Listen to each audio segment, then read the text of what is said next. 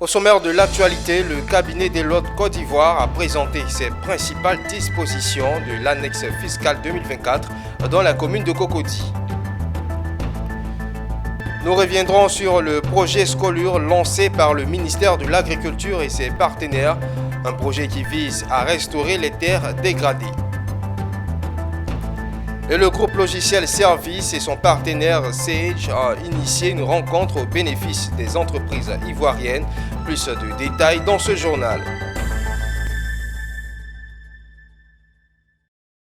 Et bienvenue à tous sur nos antennes. Vous suivez le journal consacré à l'annexe fiscale de ce début d'année. Et nous débutons avec le cabinet des lots de Côte d'Ivoire qui a présenté les principales dispositions de l'annexe fiscale dans la loi la finance budget de l'État pour la gestion 2024. La présentation a eu lieu dans les locaux du cabinet à Cocody. Plusieurs secteurs d'activité tels que celui du transport et du e-commerce enregistrent l'entrée en vigueur de nouvelles taxes. Le commentaire de Amiko Robara. L'annexe fiscale 2024 entrée en vigueur depuis le 6 janvier 2024 enregistre de nouvelles dispositions fiscales. Ces nouvelles mesures concernent plusieurs domaines d'activité, notamment les secteurs du transport, avec l'évolution des VTC et celui du e-commerce. Au niveau du transport, les VTC paieront désormais une taxe sur chaque course. En ce qui concerne le e-commerce, l'État prélèvera également des taxes aux entreprises extérieures qui exercent des activités économiques sur le territoire ivoirien. Mike Wabi, directeur général du cabinet Deloitte, donne plus de précisions. Les dispositions dont on parle, notamment sur la taxe sur les VTC, qui concerne 4% du montant de la course nette de la marge récupérée par les opérateurs des plateformes, est censée être payée par les propriétaires des véhicules. Maintenant, vous savez que dans une opération économique, les acteurs économiques ont toujours tendance à vouloir maintenir et sécuriser leur marge. Il est, au regard de ce qu'on observe habituellement, probable qu'il y ait un renchérissement du coût du transport. Au regard de ces nouvelles mesures qui visent à renforcer les capacités de mobilisation des ressources de l'État ivoirien, l'on est tenté de se demander toutefois quels en sont les avantages pour les populations et les entreprises. Ce qu'il faut retenir, c'est qu'il y a une série de dispositions qui sont prises dans divers domaines et qui permettent à ces différentes activités de pouvoir être opérées au bénéfice à la fois de l'État et des acteurs du secteur concerné. Outre les secteurs du transport et du e-commerce, plusieurs autres domaines d'activité tels que l'immobilier, les petites et moyennes entreprises ainsi que l'impôt sur les salaires enregistrent des modifications fiscales. Pour rappel, l'annexe fiscale est une disposition prise par l'État dans le but de récupérer des ressources qui vont servir au budget des financements. C'est une tradition à la Confédération générale des entreprises de Côte d'Ivoire. Chaque année, le patronat ivoirien initie une session de présentation de l'annexe fiscale à la loi des finances. L'objectif est d'exposer aux membres du secteur privé et à toutes les parties prenantes les nouvelles dispositions en matière fiscale et de recueillir leurs préoccupations. Zénab Dosso et Maru Siri. L'annexe fiscale 2024 est connue. Les nouvelles dispositions ont été présentées aux entreprises privées à l'occasion de la traditionnelle session de présentation de l'annexe fiscale, une initiative de la Confédération générale des entreprises de Côte d'Ivoire à travers sa commission juridique et fiscale. L'annexe fiscale fait état de 31 mesures fiscales dont les mesures de soutien aux entreprises et les mesures de renforcement de capacité de mobilisation de ressources de l'État, notamment l'élargissement du champ d'application de la TVA aux entreprises de transport public de personnes et aux marchandises relevant d'un régime réel d'imposition, l'élargissement du champ d'application de la taxe sur les jeux de hasard aux jeux exploités en ligne en Côte d'Ivoire, la limitation du champ de l'exonération de la TVA en ce qui concerne certains produits alimentaires naturels. Après échange entre les responsables de la commission juridique et fiscale de la CGESI, les experts, entreprises privées et toutes les parties prenantes, les préoccupations restent nombreuses à quelques heures de la mise en vigueur. Et pour être compétitif, il faut pouvoir leur faire bénéficier de mesures fiscales favorables.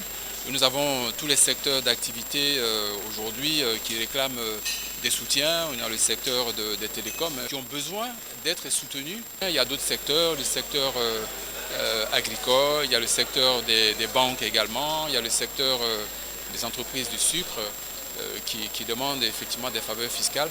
Donc ce qu'on dit, c'est qu'il est absolument important que chaque année, l'État fasse un effort, même si on est dans une logique de renforcement des moyens de l'État, il est absolument important qu'on puisse regarder aussi ce dont ont besoin les différents secteurs d'activité pour apporter à chaque secteur d'activité le soutien fiscal dont il a besoin pour pouvoir être compétitif, parce que c'est dans la compétitivité que ces secteurs-là pourront accroître également leurs revenus et donc permettre à l'État de disposer davantage de ressources fiscales.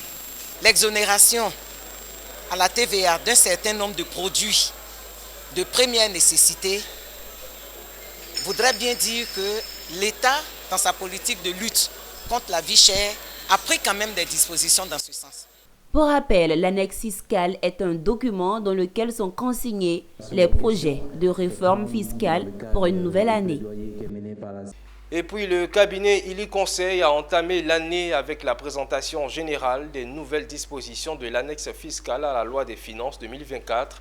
Une présentation pour les personnes intéressées par la fiscalité afin de les mettre à jour et recueillir leurs préoccupations, et particulièrement pour les clients du cabinet Ili Conseil. 28 mesures sur 31 contenues dans la nouvelle disposition de l'annexe fiscale à la loi des finances 2024 ont été la cible de ces professionnels de la fiscalité. Issus du département fiscal du cabinet Ili Conseil, les experts sont revenus sur les mesures de renforcement des capacités de mobilisation des ressources de l'État, les mesures de soutien aux entreprises et les mesures techniques et de rationalisation du dispositif fiscal. Parmi les dispositifs à retenir, la précision relative aux produits alimentaires naturels exonérés de TVA, l'assujettissement de la TVA aux entreprises de transport public et le prélèvement de 4% aux revenus des propriétaires de VTC. Ce que je veux dire, c'est que comme chaque année, il y a une évolution du dispositif fiscal, on se fait l'obligation de présenter les nouvelles dispositions particulièrement à nos clients. Mais cette année, on a voulu ouvrir la présentation à d'autres entreprises qui n'étaient pas forcément nos clients pour leur présenter et vulgariser le dispositif nouveau, notamment les ITS, comme on l'a dit, qui constituent une évolution majeure dans la législation fiscale ivoirienne. On l'a présenté, le contexte particulier, dans l'exposé des motifs. La Direction générale des impôts a rappelé les engagements internationaux de l'État à faire évoluer le niveau de collecte des recettes fiscales, et également des contraintes ou des engagements pris dans le cadre des organisations communautaires telles que la CEDEAO, où il faut nécessairement faire évoluer le dispositif. Le cabinet Ili Conseil est une société de conseil créée en août 2017 et qui compte à son actif 15 années d'expérience professionnelle dans les domaines du conseil des entreprises en Côte d'Ivoire et dans la sous-région ouest africaine. Le cabinet intervient dans les domaines de la fiscalité d'entreprise, la gestion des risques douanières, la gestion des risques en matière de cotisation sociale et du conseil en finance et en comptabilité. Et en transport, une taxe de 18% sera appliquée sur chaque achat de billets dans les entreprises de transport ayant un chiffre d'affaires d'au moins 200 millions de francs CFA. À cette situation, les acteurs de l'association patronale des entreprises de transport terrestre de Côte d'Ivoire se sont réunis. Je vous propose d'écouter un extrait de la déclaration. À ce jour, il faut relever que la nouvelle annexe stipule que le transport ou encore les corps d'activité qui ont un chiffre d'affaires de plus de 200 millions devront payer la TVA de 18%, à laquelle est assujetti également et associé les transports. Il faut retenir également ou rappeler que la TVA étant un impôt qui est payé par le consommateur final, est un impôt qui chez nous revient à être payé par le client. Il va sans dire que pour un transport de 1000 francs, le client devra payer les 1000 francs plus les 18% des 1000 francs. Tenant compte de la situation sociale, tenant compte de la situation financière, tenant compte des réalités actuelles, tenant compte de l'inflation générale, nous souhaitons que le gouvernement puisse suspendre, voire annuler cette mesure pour le bien des populations. Comme nous l'avons dit, c'est un impôt qui devrait être payé par le consommateur final qui est le client.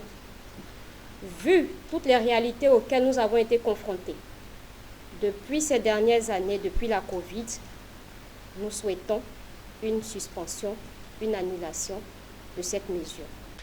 Soutenu par un budget de 5,3 millions de dollars du Fonds pour le développement mondial, le ministère en charge de l'agriculture ivoirienne et ses partenaires ont officiellement lancé le projet Scolure, un projet novateur qui vise à restaurer les terres dégradées et à promouvoir la durabilité de la filière cacao grâce à des pratiques agroforestières et une gestion intégrée des paysages. Le point avec Diane Cablancan.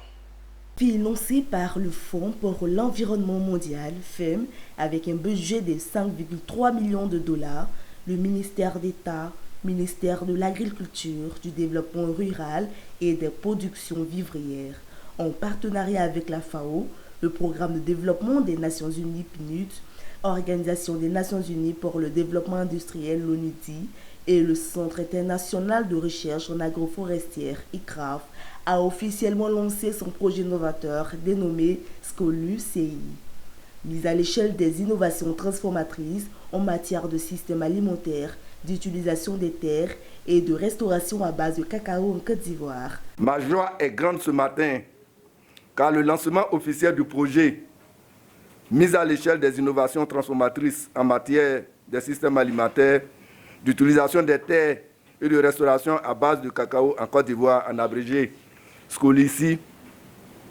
répond à un besoin exprimé par mon département ministériel il y a maintenant près de 6 ans. Mesdames et messieurs, chers invités, c'est en 2014 que, s'exprimant à la tribune de l'ONU, que son Excellence Alassane Ouattara, président de la République de Côte d'Ivoire, a pris l'engagement pour son pays de la pratique d'une agriculture zéro déforestation. Un projet qui vise à restaurer des terres agricoles, forestières dégradées, tout en élaborant des plans de gestion intégrés des paysages cacao-forêt. L'objectif principal de Scolure est de concilier la production durable de cacao avec la restauration des écosystèmes. Ce projet est dans sa phase active maintenant. Il a pour ambition de restaurer les paysages dégradés avec une approche particulière qui est une approche participative en tenant compte d'une gestion intégrée du paysage. Ce projet vient mettre l'accent sur l'inclusion des producteurs de cacao et la promotion de pratiques agroforestières durables. À travers des composants soutenus par la FAO, le PNUD et l'ONUDI, le projet vise à renforcer la traçabilité du cacao durable, contribuant ainsi à la durabilité de la filière cacao en Côte d'Ivoire. Le groupe logiciel et services en partenariat avec Sage a initié une rencontre au bénéfice des entreprises ivoiriennes, plus précisément un afterwork dans la commune du Plateau autour du thème « Accélérer votre transformation digitale ». Au cours de cette première édition, il s'agissait pour cette entreprise nouvellement installée en Côte d'Ivoire de présenter cette solution digitale afin de mieux répondre aux besoins de sa potentielle clientèle. Les petites et moyennes entreprises ivoiriennes seront servies en termes de solutions digitales. Présente dans 10 pays en Afrique, Logiciel et Services a au cours d'un afterwork confié son ambition à l'auditoire, celle de mettre son expertise au service de sa clientèle et aider les firmes à faire leur mue de transformation digitale. Nous sommes récemment installés en Côte d'Ivoire. Il y a des expériences d'implémentation, l'expertise que nous avons. Nous souhaitons vraiment le mettre au bénéfice des entreprises en Côte d'Ivoire parce que vous savez que c'est un marché émergent. Et vous avez vu la palette de nos solutions, que ce soit une petite entreprise, qu'elle soit moyenne ou grande, nous avons des solutions. Et notre leitmotiv, c'est ça. C'est partout en entreprise, s'il y a un besoin de logiciel, c'est que le logiciel de service est là et peut répondre. Le mouvement de la transformation digitale en Afrique est réel, Au cours de cette rencontre très enrichissante, il a été question de passer en revue les outils nécessaires à la performance des entreprises. À ce titre, pratiquement tous les métiers de l'entreprise sont concernés, la production, la gestion commerciale, la finance et bien d'autres. Dans sa mission de conquête du marché digital en Afrique et en Côte d'Ivoire, Logiciels et Services est épaulé par Sage, un éditeur mondial en solutions de gestion. Nous équipons de nombreux clients dans 19 pays et nous sommes 11 300 collaborateurs à vous accompagner, à accompagner les clients au quotidien. Donc nous savons répondre aux enjeux et aux besoins de toutes les entreprises, quelle que soit leur taille et les typologies.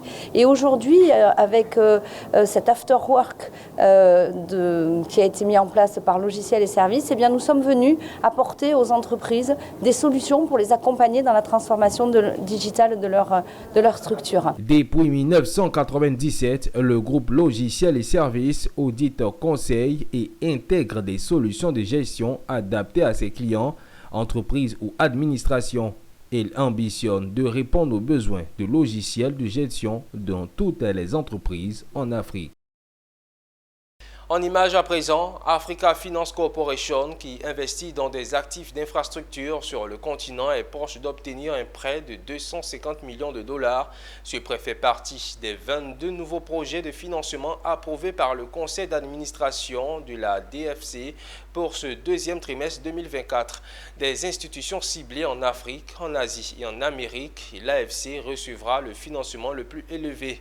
Le prêt vise à financer des infrastructures critiques en Afrique. Au Kenya, le fabricant néerlandais d'aliments pour animaux a donné le coup d'envoi des travaux de construction d'une usine à Athi Rivers. D'un coût total de 23 millions de dollars, l'unité est prévue pour entrer en service au cours du second trimestre de 2025. Cet investissement devrait contribuer à soutenir les efforts déjà entrepris par le gouvernement pour accroître la production locale d'aliments pour animaux dans le pays. Fin de cette édition. Merci de votre aimable attention. Restez en notre compagnie. Le programme se poursuit sur Business 24 Africa.